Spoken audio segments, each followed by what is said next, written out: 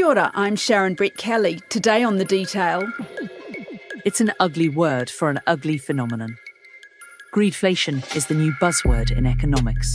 We all know about inflation. Official food prices saw their biggest annual increase in more than 30 years. A whole lot of things gone up. Petrol, and the food, and the rent. There's always something that's more expensive than it was a couple of weeks ago. We're told the soaring bills for groceries, building materials and transport are down to too much money chasing too few goods, caused by these extraordinary events. A pandemic, a breakdown in the supply chain, and a war.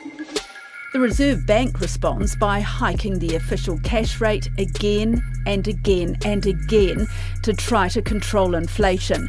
The banks pass that on in the form of painful mortgage rate rises. And we're in for another hit today. Changing economic and financial conditions have changed the odds for this week's Reserve Bank monetary statement. We have come down on the side of a 50 basis point hike out of the view that the Reserve Bank will just want to get on top of things.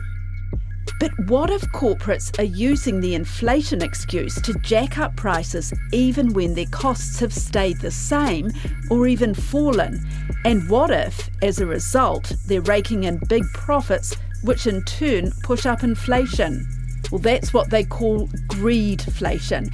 And if it is a thing in New Zealand, will the Reserve Bank do anything about it? Here's interest.co.nz's Gareth Vaughan. Greedflation is the idea that corporate profit expansion is contributing to high inflation. And this has moved from a fringe view to the mainstream in Europe and the US over probably the last year or so. Now let's give a very warm welcome to greedflation, it seems, because no less embodied in the Daily Telegraph.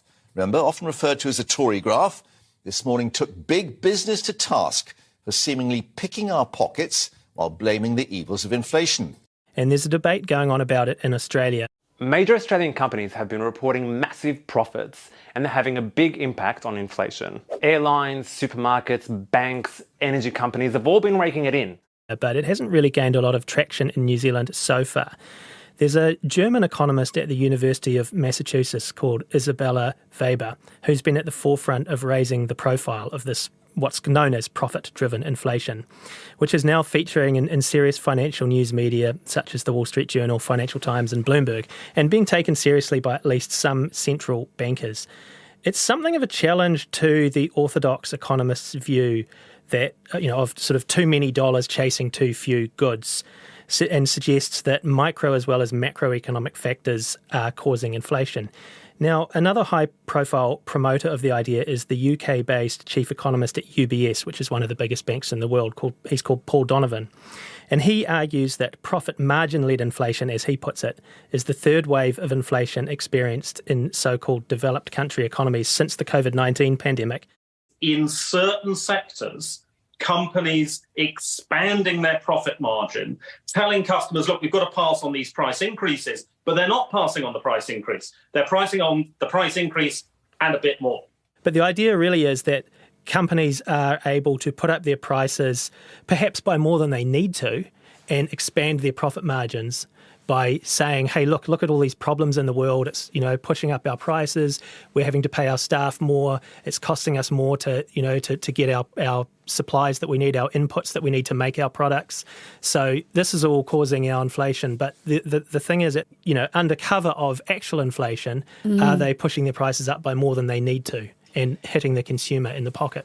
Tell me about your coffee shop and going to buy coffee. What was your experience there? Yeah, so look, I think this is an interesting one, and we think about the big corporates, and obviously in New Zealand, we've had these Commerce Commission market studies on our supermarkets, on fuel retailing, residential building supplies, to name three. But even, with small businesses, I mean, it really interested me because there's a cafe next to my office where I always went and bought a coffee, my sort of mid-afternoon pick-me-up, and they put the price up by 50 cents from $5 to $5.50 earlier this year, and they provided no explanation for doing that. So that's a 10% price rise. And that's like, well, okay, I'm sure their costs have gone up. Have they gone up that much? I don't know. Maybe only one or two people at that small retailing business know. So I tried out another cafe a couple of doors down, and I could still get the same takeout coffee for $5. Then a few weeks later, their one went up to $5.50 as well. Again, no explanation. So inflation begets inflation. When people are expecting price rises, they're also more accepting of them. We just think, well, yeah, look, we've seen the crazy stuff going on around the world with the pandemic, with the war in Ukraine, and now obviously the last few months here in New Zealand, we've had a lot of extreme weather, we've had floods, we've had cyclones, and this has, of course, hit fruit and vegetables, and so we're expecting price rises there. People's homes have been damaged or ruined, and a lot of infrastructure, roads around the country, and we're being told constantly that rebuilding all this will be inflationary. So we are expecting inflation. Therefore, perhaps we're more accepting of price rises than we otherwise might be. We hear a lot about the banks too, don't we? And I think recently there's been a string of profit announcements from the banks. ANZ, the country's biggest bank, has posted another $1 billion profit. ASB Bank has posted another record half-year profit. It's understood the Australian-owned banks make more than $16 million in profit every day. Somehow we have to pay more for our mortgages, and from that the banks seem to make more money. And I have heard the excuse, well, they need to shore up their funds, in these tough times because there could be more insolvencies, there could be more bad debts. I think people are sick of hearing that, actually. What we have seen is net interest margins, which is the difference between the income generated from credit products like loans and payments made to deposit savers and others that the bank borrows from. We've seen these rise significantly. And one of the interesting things is last year I was listening into a conference call that the CEO of the ANZ Banking Group, Shane Elliott, did to analysts, and he said that ANZ is the biggest bank in New Zealand and doesn't have to offer the best deposit rates, so it doesn't. So, that's a really great example of market power. We're the big fish in that market. We don't have to offer the best rate, so we don't. And that, I think, is really fascinating. More recently, in a similar analyst conference just last month, he said that in this rising interest rate environment that is being experienced all around the world, the Australian market is more competitive than New Zealand at the moment. He's the CEO of the parent of the biggest bank in this country. So you do start to think, well, yeah, there's a bit of market power going on here. And yeah, look, no one wants banks that are going broke. No. Profitable banks are good banks, but there's a level of profitability that sometimes they get to where you have to question, hang on a minute, your customers are doing it tough, you're putting mortgage rates up on their loans, and yet you are coming out with these really strong net interest margins yourself. Are they a classic case of greedflation? It's an interesting one, and we are seeing, as I said, big net interest margin increases. ANZ, for example, in their recent interim financial results, net interest margin was up 34 basis points year on year to 2.67%. It's a pretty big rise. There's a lot at play going on here. So, yes, our borrowers' mortgage rates are going up. So obviously that benefits the bank, but also deposit rates that they pay to savers have been increasing, although, Reserve Bank Governor Adrian Orr has called out the banks and said you should be increasing them faster. What about the other listed companies? Oh, look, I think there are other examples around the place. Obviously the supermarkets, the duopoly there, and obviously food prices up 12.5% in the year to April, which is the highest annual increase we've seen since 1987. Now, the supermarkets will tell you that what suppliers charge them is rising about 10% as well. So they'll tell you, well, it's not really all us. But the Commerce Commission did do its market study. They estimated that supermarkets are making $1 million a day in excess profits. Now, the supermarkets will say that's not so, but look, it's been a very lucrative business to be in New Zealand in recent years. And again, if you look back at the COVID period, you remember supermarkets were allowed to stay open when a lot of other retailers weren't. And another example actually of a big company that I think is a really interesting one to look at is Air New Zealand. Now, of course, Air New Zealand on domestic travel, domestic flights, has serious clout, serious market power. And the recent Consumers Price Index data from Statistics New Zealand showed domestic airfares were up 54% year on year. So, of course, Air New Zealand's another company that during 2020, 2021 benefited from a lot of public money to keep it afloat effectively when international travel just wasn't a thing. So they're now doing really well. They've upgraded their annual earnings expectations to as much as $560 million this year. And these domestic airfares have gone up against a backdrop over the last year of significant fall in the price of their key expense, jet fuel, which obviously surged after the Russian invasion of Ukraine, but has subsequently fallen back. So you kind of look at that and you think, well, that's quite interesting. That's a big increase in airfares. Yeah, how can they justify it? Well, I think that's a very good question. And I haven't seen much that's really been justifying that. They've talked about their expenses going up and buying new aircraft. We can't run a charity. If we run a charity, I can't spend $3.5 billion to update either the 14 wide-bodied aircraft we've got or replace the 777s in time. But you've got to wonder if maybe there isn't a little bit of profit margin inflation going on there. You and I know that a business that is not consistently delivering profits is not a proper business. I think as a starting point, I would really like to see the Commerce Commission enabled to look a lot more closely at prices. And when I see that example of that domestic airfare increase, that really should be justified. Why are prices going up that much? And if people can't justify such significant price increases, then is the Commerce Commission able to roll them back? The idea of using interest rate to tackle inflation is a very roundabout way of going about it. It's a bit like as if you had a fire in your kitchen and you were going to flood your whole house. That's Professor Isabella Weber, an expert in profit-driven inflation. So therefore, I think given the nature of the inflation that we have been observing, it would be better to choose more targeted measures rather than to simply rely on interest rate hikes. So, will we hear any mention of greedflation, or at least the links between profit and inflation, at the Reserve Bank's announcement today?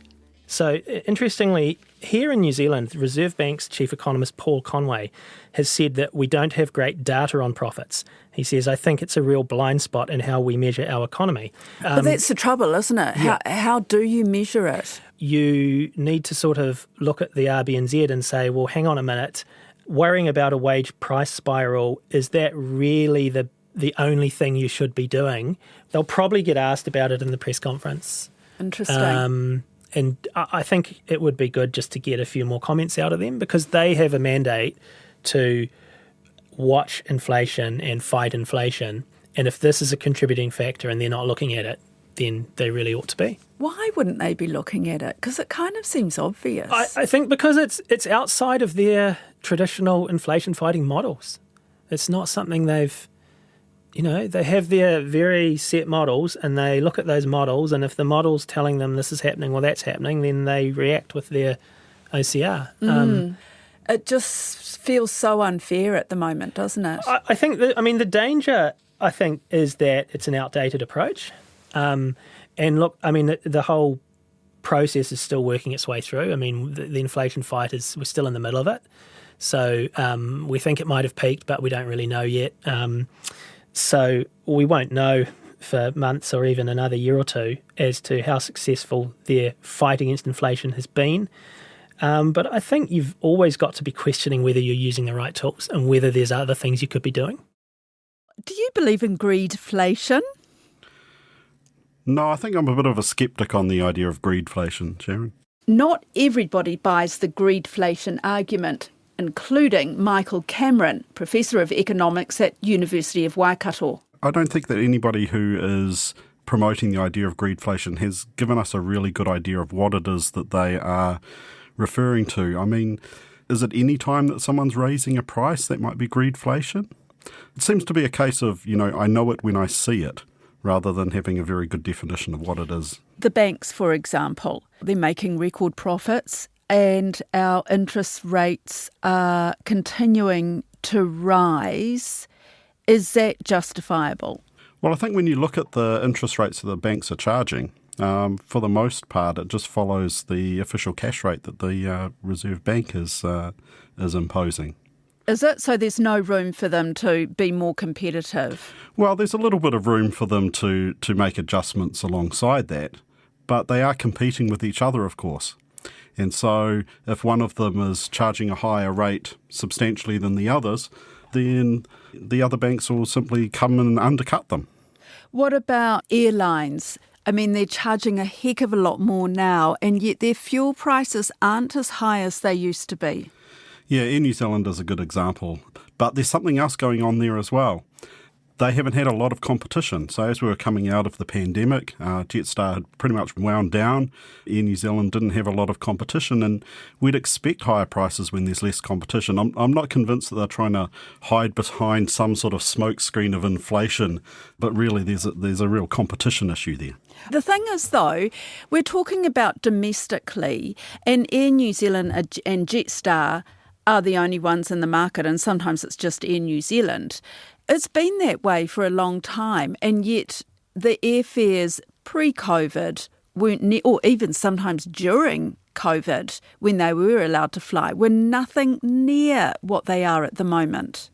Yeah, I accept that, and their costs have gone up, but their costs have not gone up enough to justify the price increases. But competition has gone down at the same time. I mean, they're not flying as often. And so there's simply not as much competition in the market for fares. So it is about lack of competition rather than them needing to cover higher costs. Yeah, in my view, that's what's going on. That's profiting, isn't it? It is profiting, but I'm not sure that it's profiting because of inflation. It's profiting because of the lack of competition. But by profiting, they're actually helping drive up inflation. Yeah, they are. So that's greedflation, isn't it? I guess it would depend on what your definition of greedflation is. And as you said, that is the problem. There's no data looking at profits or comparing profits. So would that be a start? Yeah, it would be difficult to derive those sorts of measures. We would need to know to what extent a business's costs going up and to what extent are those increases in costs being leading to an increase in prices as well. We know that supermarkets are making a lot of money out of higher prices. Yeah, but again, it's competition, right? There is a lack of competition. I mean, that's what the Commerce Commission's review said. So everything is a lack of competition, you think? Every time there is a significant price rise, when it involves a big business, it's due to lack of competition? Oftentimes it is.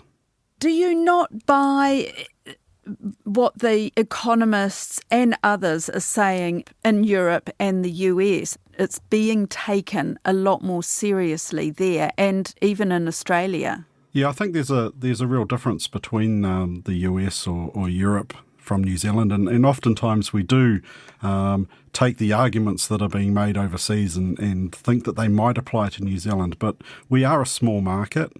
It's very easy for us, for our market to be dominated by a few large players, and we see that in domestic air travel, we see that in supermarkets. The examples that you've given are ones where we suffer from a lack of competition. What's different over there, though? Far more competition. If you look at air travel within the US, you don't just have two players, you have many. Similarly for supermarkets, many more players. And that's enough to drive enough competition that you don't see the same problems over there or you see different problems over there than what you see here. But that is the thing, though, Michael. I mean, I was listening to a podcast from The Guardian talking about greedflation in the UK, and they're talking about the huge rise in grocery bills. Well, they've got plenty of competition there, and they're saying that these supermarket companies are making huge profits. So even though there's a competition, they're still making big profits. Yeah, it makes a good soundbite. But again, it comes back to the point that you made earlier. We don't really have good measures. And so while we can make claims about these things, it's not clear to me that these firms are really hiding behind a veil of inflation and trying to hide price rises behind that. Firms are trying to execute on a very delicate balancing act when they're pricing. They're trying to ensure that their price is high enough to maintain profitability, but at the same time, they can't raise prices without end. Because if they were to do so, then their customers go elsewhere. But take the construction industry, where prices have risen hugely over recent years. Is that all due to inflation caused by, say, the supply chain, by rising fuel costs, by rising wage costs? There's a fair amount of it that is driven by rising costs. But again, I mean, construction in New Zealand, residential construction in particular, there's a real lack of competition there. Yeah, but I mean, at the moment, because there is so much demand, isn't it a case where they can just about charge what they want and people will accept it? To some extent, yes. But there are still limits.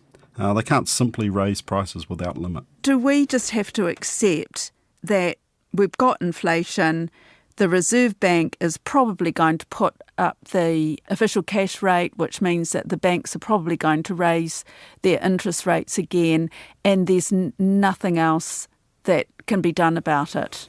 We are limited in the sorts of things that we can do to try and address prices.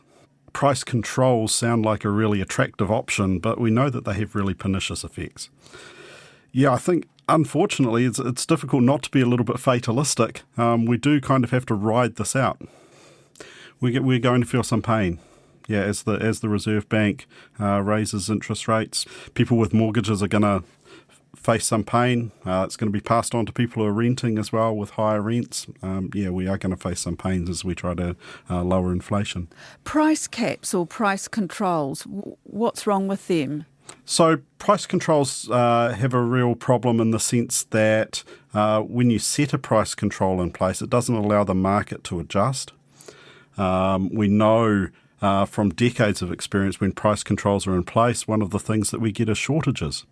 So many people will have seen pictures in recent times of empty supermarket shelves in Venezuela where price controls were in place. Or when we had price controls in New Zealand, even long queues for petrol. Can the Reserve Bank do any more? I think the Reserve Bank's doing plenty right now. If the Reserve Bank was to do more, the way they would do more would be to raise the official cash rate even higher and hurt us even more. Now, if you think you're being ripped off, Gareth Vaughan reckons social media is the place to go, as happened in Israel when cottage cheese prices went crazy. And there were these big, Twitter campaigns, and they managed to get the price reduced. So, companies are very nervous about their reputations these days. So you can, go at them on social media and say, hey, look, why are you increasing your price so much?